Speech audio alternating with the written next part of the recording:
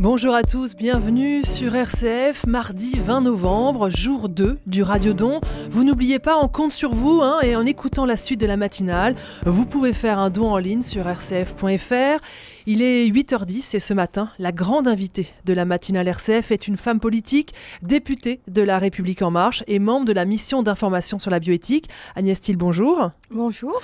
Vous êtes donc depuis mai 2017 députée de la 2e circonscription de l'Oise, c'est du côté de Beauvais. Vous êtes professeure des écoles, vous avez été directrice d'école primaire et puis, disons-le aussi, vous êtes une des rares en politique à afficher vos convictions catholiques et votre opposition à la PMA pour toutes. Alors, on va bien sûr aborder ces questions de bioéthique avec vous, mais je voudrais d'abord qu'on s'intéresse au climat social extrêmement lourd que nous vivons depuis plusieurs jours autour de la mobilisation des Gilets jaunes. Agnès Thiel, dans votre département aussi, on a manifesté, je crois que 8 personnes même ont été interpellées suite à des heurts autour d'un restaurant. Comment est-ce qu'on en est arrivé à cette situation où un mouvement social provoque un mort, des dizaines de blessés graves, dont plusieurs graves, des interpellations? Comment on en est arrivé là? Alors, d'abord, permettez-moi de saluer et de remercier les services de la préfecture et les services de sécurité qui assurent la sécurité avec une compétence et un savoir-faire remarquable. On était prévenus dans l'Oise par la préfecture en temps réel et les services de l'ordre veillent toujours à ce qu'il y ait 0 dégâts de chaque côté. Comment on en est arrivé là ? Fallait dire après 20 ans ou 30 ans d'inaction. Alors c'est un peu facile, mais c'est une réalité. Et, très clairement, il y a un an, on était humble quand on a été élu et on pouvait l'être. C'était le Front National ou Emmanuel Macron. C'était ces deux-là au 2e tour. Et vous étiez, vous, opposé à un candidat du Front National? Exactement, parce que ça présente quand même beaucoup de dangers qu'il ne faudrait pas oublier. Ce sont des idéologies qu'il ne faudrait pas oublier dans notre histoire pas si lointaine. Donc effectivement, je ferai partie de ceux qui seront debout devant le Front National, clairement. Alors revenons aux Gilets jaunes et à cette situation sociale particulièrement crispée où, avec des mouvements qui, de part et d'autre, dans certains coins de France, dérapent. Pour tout vous avouer, moi avant-hier, j'étais triste. J'étais triste parce que je me disais, mon pays n'est pas heureux. Vraiment, mon pays n'est pas heureux. Alors, en même temps, vous savez, c'est toujours pareil, on croit que l'herbe est plus verte chez le voisin. Les pâtes sont toujours meilleures. Si vous avez un enfant, les pâtes seront meilleures chez la voisine. Et donc, on peut aussi décider d'être heureux. C'est Voltaire qui disait, j'ai décidé d'être heureux parce que c'est bon pour la santé. Mais c'est quand même vrai, il y a aussi certains choix. Mais je pense que là, c'est un tel point qu'on n'entend plus, les gens n'entendent pas ce qui est fait pour eux. Et il y a beaucoup de choses qui sont faites pour les plus démunis. Là, il n'y aura plus de taxes d'habitation, un tiers, puis un tiers l'année prochaine, puis un autre tiers, plus de taxes d'habitation. C'est quand même énorme. On a ôté les charges, on a augmenté le minimum vieillesse, minimum adulte handicapé, le RSA. Beaucoup de choses sont faites en réalité, le reste à charge zéro. Mais ça ne se voit pas. Alors, ça ne se voit pas. Je pense qu'ils sont tellement malheureux que ça ne fait plus son effet. Agnès, il n'y a pas une responsabilité de la part du gouvernement dans cet échec du dialogue social? Dimanche soir, le Premier ministre était sur France 2. Il a dit « J'entends ce que disent les Français, mais le cap est bon, nous allons le tenir ». Ça fait pas un peu droit dans ses bottes, ça? Eh bien là, j'ai envie de partager un peu ce que vous dites, à savoir que, effectivement, si on veut qu'il y ait dialogue, il faut qu'il y ait une main tendue.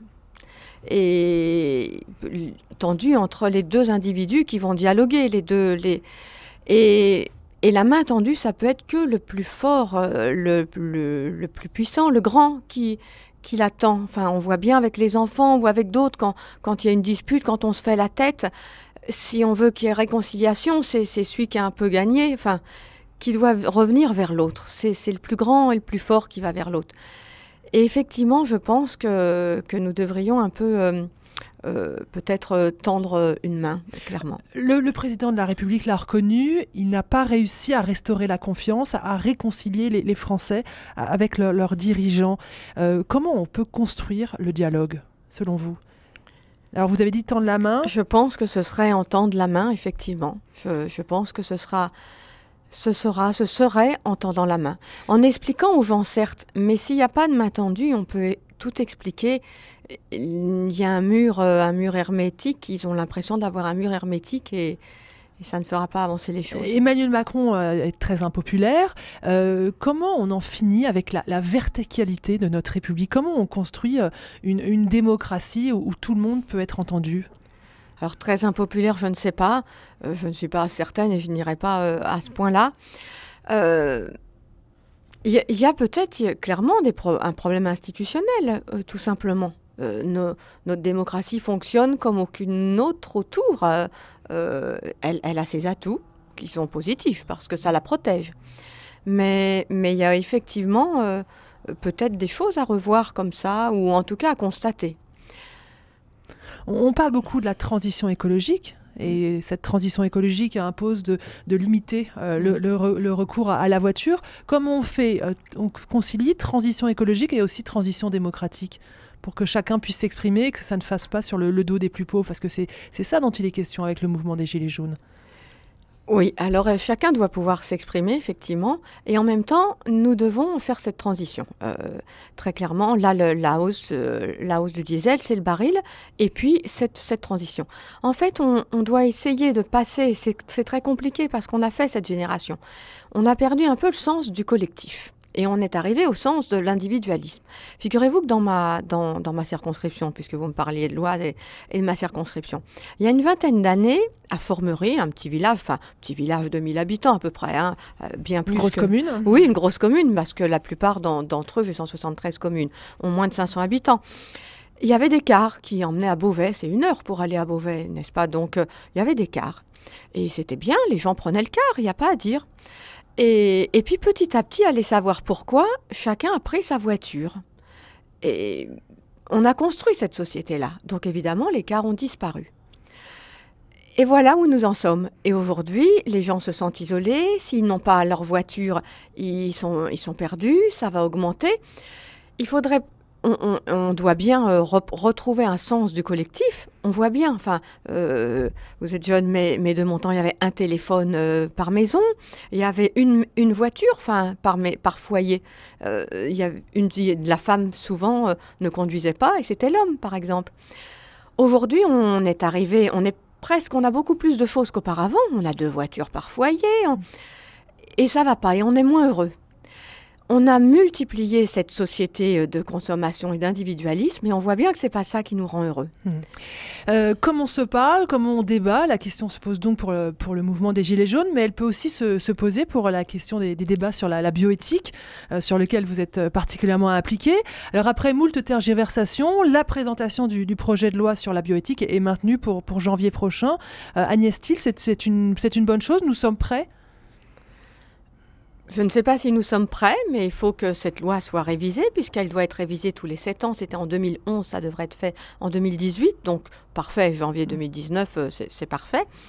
Voilà. Elle doit être vue, parce qu'il y a beaucoup de... La science évolue énormément. On peut d'ailleurs se demander pourquoi la PMA est dedans, puisqu'il n'y a aucune évolution scientifique dans la PMA. Comment qualifier la nature des débats? Est-ce que sur la bioéthique, vous trouvez qu'on se parle mieux que l'on ne se parle sur la question du prix de l'essence? C'est effectivement compliqué parce que ces sujets sociétaux divisent par définition la société. Et c'est bien compliqué parce qu'on a construit cette société vers l'individualisme et en oubliant le sens du collectif, où il y a parfois un manque, pas de respect de l'autre, mais effectivement, on supporte de moins en moins la contrainte ou la contradiction. Dans la vie, c'est nous, et nous, et nous. Et on a construit cette société-là. Comment on fait quand on a en politique, sur ces questions-là en particulier, mais sur d'autres en général, comment on fait quand on a des convictions fortes, et c'est tout à son honneur, pour les défendre tout en respectant les autres? Est-ce que vous avez une ligne de conduite? Alors moi, je dis ce que j'ai à dire, je pose des questions, parce que le sujet, ce sont essentiellement des questions. Il ne s'agit pas d'être pour et contre, mais de faire réfléchir et d'ouvrir les consciences et de faire réfléchir. Et on fait réfléchir en posant des questions. Par exemple, ces sujets-là, moi, j'ai toujours des questions sans réponse. Est-ce que parce qu'on peut le faire, scientifiquement, on doit le faire ? C'est une vraie question pour moi, parce qu'aujourd'hui, on peut tout faire scientifiquement et des choses incroyables. Nous, on est assez sages pour ne pas manipuler le génome, mais d'autres pays sont moins sages, évidemment. Agnès Steel, vous êtes donc l'une des rares députées de La République En Marche à vous opposer à la PMA pour toutes, pour les couples de femmes et pour les femmes seules. La PMA, c'est la procréation médicalement assistée. Ça n'a pas toujours été le cas. Je crois que vous avez évolué sur cette question. Qu'est-ce qui vous a fait changer d'avis ? Ce qui prouve qu'il faut vraiment écouter l'autre, et écouter, c'est l'entendre. Au début, j'étais pour, effectivement. J'étais pour, tout à fait. Ce qui m'a fait changer d'avis, c'est en écoutant les autres. En écoutant les autres, à condition de se laisser imprégner par ce que dit l'autre, à condition de se dire, l'autre ne dit peut-être pas des sottises, et j'entends bien ce qu'il dit. Si on écoute l'autre en se disant, de toute façon, je m'en fiche, et je fais ma BA, je l'écoute, et en vérité, ça n'interfère à rien chez moi, c'est pas de l'écoute. Et petit à petit, en entendant les uns et les autres, eh bien oui, ça pose des questions auxquelles je n'ai pas de réponse, comme celle que je viens de vous poser. Est-ce que parce que scientifiquement on peut le faire, on doit le faire ? Qu'est-ce qui vous gêne dans la PMA ? Parce que de plus en plus, on écoute le témoignage de femmes, de couples de femmes qui ont eu recours à la PMA à l'étranger. Elles présentent leur famille, et tout a l'air de bien se passer pour les enfants. Alors ça, c'est vrai. Et justement, on a vu une jeune fille tout à fait équilibrée. C'est évident, les enfants se développent, vous savez ça, il n'y a pas de souci pour moi. Ce que je me dis, je n'ai pas de la réponse à ma question, par exemple, est-ce qu'un père est nécessaire ? Est-ce qu'un père est utile ? Je voudrais bien une réponse, pardon. On me répond, mais on peut grandir sans, elles vivent très heureux. Oui, mais là n'est pas la question. Vous en savez quelque chose, je crois que vous avez élevé votre fille seule. Oui, tout à fait. D'ailleurs, c'est exactement problématique financièrement. Très clairement, financièrement, c'est problématique. Nous avons augmenté de 30% le mode de garde pour familles isolées. Ça veut dire qu'on sait que les personnes les plus démunies sont les familles isolées et en général des mères avec enfants. Et là, nous allons créer des familles monoparentales, puisque c'est pour les femmes en couple lesbiennes et les femmes seules. Donc ça me pose un vrai souci. Je me dis qu'une femme de 20 ans, 25 ans au RSA demande la PMA, on le lui donnerait. Alors on me dit pas de discrimination financière. Ça me pose tout de même un problème. Il y a ça, je reviens sur l'histoire du père.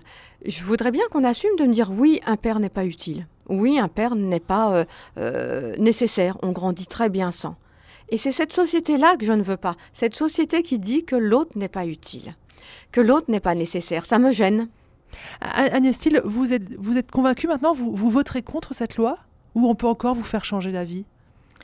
Tant que je n'ai pas de réponse à ces questions, et visiblement on ne m'en apporte pas, c'est un peu...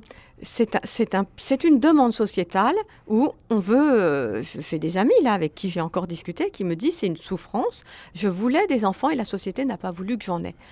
Je lui dis mais c'est pas la société qui a pas voulu que tu en aies, c'est la biologie. Ça fonctionne pas. Et est-ce que tu me demandes à moi législateur, est-ce que moi État, je dois faire quelque chose que la biologie ne permet pas et je dois répondre à une demande sociétale. C'est plus un acte médical qui soigne. Donc ça remet en cause le sens de la médecine.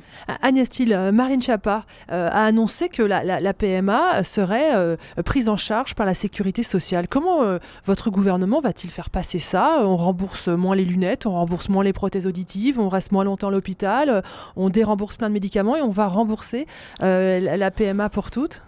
C'est exactement les remarques que j'ai dans ma circonscription. Des gens qui sont très éloignés de ce microcosme parisien, on peut aussi dire ça comme ça. Et effectivement, ils ne comprennent pas que ce soit remboursé. Ils disent, dans ce cas, si elles le veulent, elles assument, on veut bien, mais pourquoi c'est nous qui payons, ils me disent. Et c'est incompréhensible. Une opération au laser des yeux, c'est non remboursé, c'est considéré comme du confort, et c'est 2 000 €. Voilà, donc effectivement, les gens ne comprennent pas ça. Leur expliquer, mais ça devient compliqué d'expliquer un acte qui n'est pas médical et qui est remboursé. Agnès Thill, vous êtes encore à l'aise dans votre parti politique. Vous avez vécu ces derniers jours, on va pas y revenir, hein, des moments difficiles. On vous reproche vos positions et la façon dont vous les défendez. Vous êtes aujourd'hui toujours une députée bien à l'aise dans son parti et fière d'appartenir à la majorité du président Macron? Tout à fait, parce que économiquement, je ne vois vraiment, je ne me reconnais dans aucun autre parti à côté. Clairement, là, nous allons faire la réforme de la fonction publique. Je suis d'accord avec tout, sauf ce qui est sociétal. Mais ce qui est sociétal, les sujets d'éthique, il n'y avait pas de consigne de vote, évidemment. Et puis, il y a une liberté de conscience, il y a une liberté de vote, il y a une liberté de conscience. Donc c'est pas étonnant. Heureusement, ça prouve qu'on n'est pas tous du même avis, qu'on n'est pas tous godillots, qu'on n'est pas tous. Ça prouve qu'on peut penser dans ce parti et qu'on peut penser autrement, même si c'est pas toujours simple. Être une femme en politique, être une femme catholique en politique, c'est cumuler les handicaps? Femme, je ne pense pas. Catholique, surtout quand on émet quelques réserves sur la PMA, là, c'est un réel handicap. On nous met immédiatement dans une case réac, intégriste, manif pour tous et homophobe. Immédiatement. Ce qui n'est pas le cas. Ce qui n'est absolument pas le cas, je le dis et je le répète. Et ce n'est absolument pas le cas et voilà. Il suffit d'émettre des réserves pour être mise là-dedans. Merci beaucoup Agnès Thill d'avoir été la grande invitée de la matinale RCF. Bonne journée à vous.